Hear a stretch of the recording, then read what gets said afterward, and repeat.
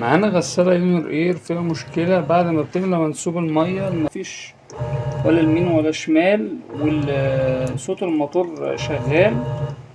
ده بيبقى بسبب ان المروحة نفسها السن بتاعها اتاكل، وانا هوريكم دلوقتي.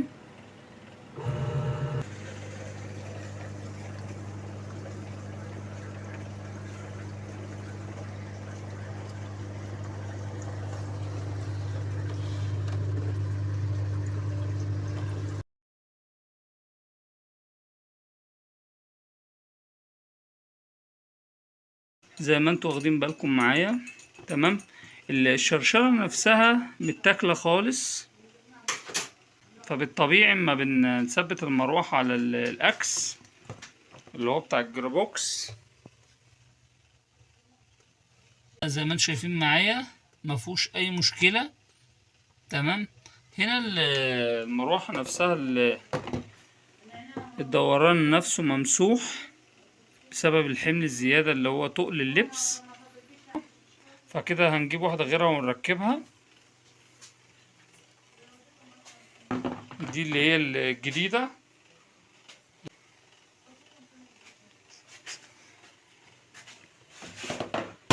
الحاجة دي بتيجي بالمقاس، ما ينفعش اجيب اي حاجة، لازم تكون زيها بالظبط.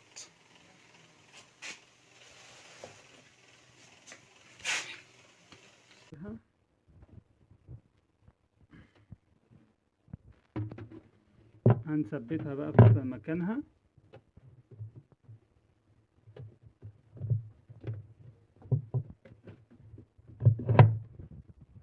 كده، هي ثبتت معانا.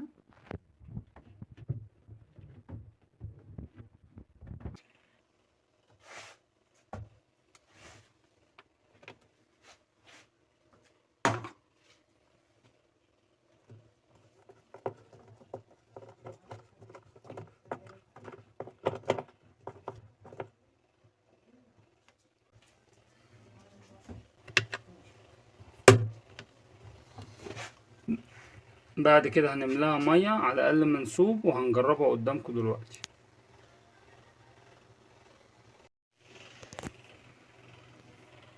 هنشغلها دلوقتي، ندوس على زرار التشغيل، وبعد كده من مستوى المية نجيب بقى 1 لتر، وبعد كده هندوس على زرار البدء.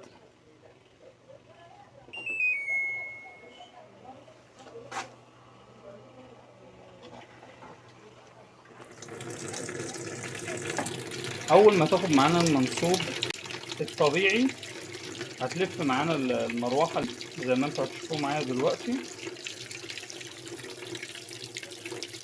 كانت الاول بعد ما بتاخد معانا منسوب المية الموتور بيلف والمروحة بتبقى ثابتة على الجيربوكس، بس ما بتلفش معانا بسبب الشرشرة نفسها متاكلة.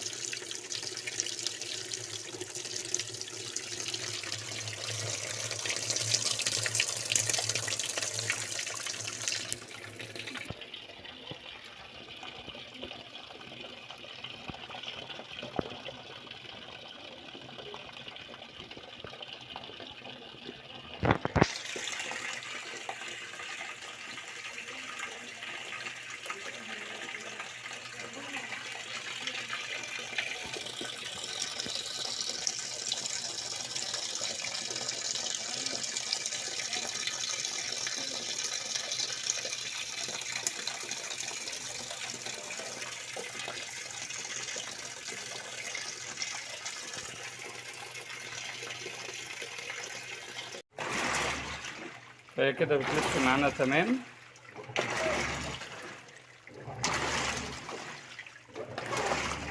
لو عجبك الفيديو دوس لايك واشترك في القناة ودعمني.